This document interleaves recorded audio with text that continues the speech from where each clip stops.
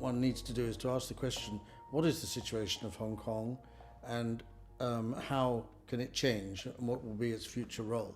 And the first thing you have to say is Hong Kong was positioned to be a leading aspect of the Greater Bay Area. It will be the greatest metropolis. So anybody in Hong Kong who thinks that their concept of what China will be like in 2047, that they're going to have to integrate with, is completely meaningless. I know that the Greater Bay Area of 2035 will be more like Shenzhen than the majority of China. Shenzhen is an example of what the Chinese will do when they need to transform.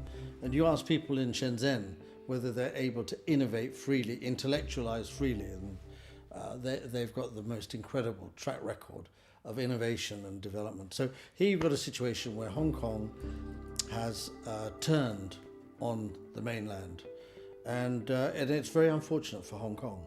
It will impact Hong Kong's future. They've created quite a bit of resentment in China towards them.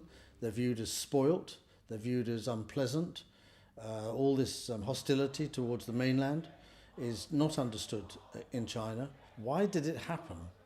I don't think that the Chinese knew. I think they thought that Hong Kong, under the influence of Hong Kong Chinese tycoons, would continue to be as successful as Hong Kong under the British tycoons.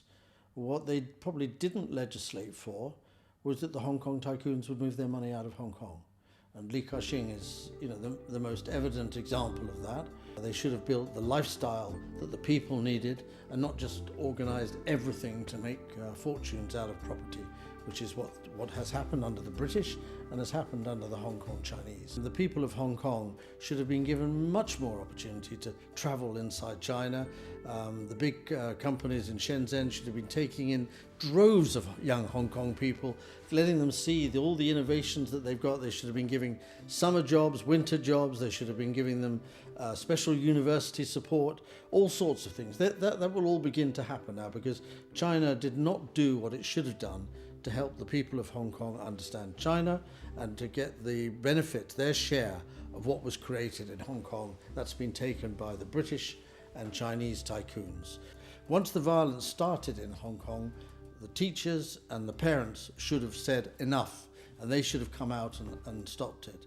Now, between them and the young people, they've got to create a dialogue themselves in Hong Kong, but the Hong Kong government and China has to help deal with the 5 demands. But at the end of the day, Hong Kong, to be what the young people of Hong Kong want, it's got to become powerful and strong again.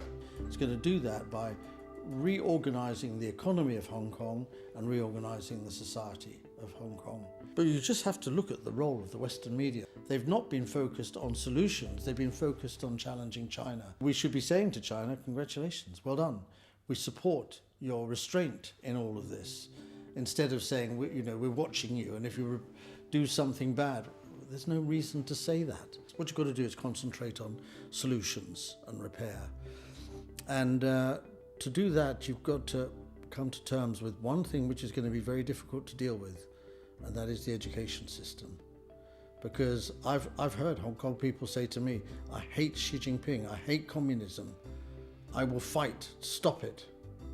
And I look at them and I think, what are you talking about? The communism that they're building in China is nothing like anything that you think you're talking about. The streets of China, they're paved with opportunity, and young people are leading a more and more liberated and remunerated life than anybody in China ever thought was possible. Most of all, I would say, if you look back at Tiananmen, but within 3 years of Tiananmen Square, all the reasonable demands of the young people in Tiananmen Square had been met. That's an amazing thing which is never discussed.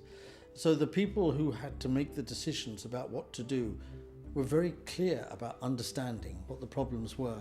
Your dad was it? Yes, I was in Tiananmen 2 days after it happened. My dad was a professor there. We were familiar with it. But the important thing is that societies, our society, every country has these sorts of problems that occur.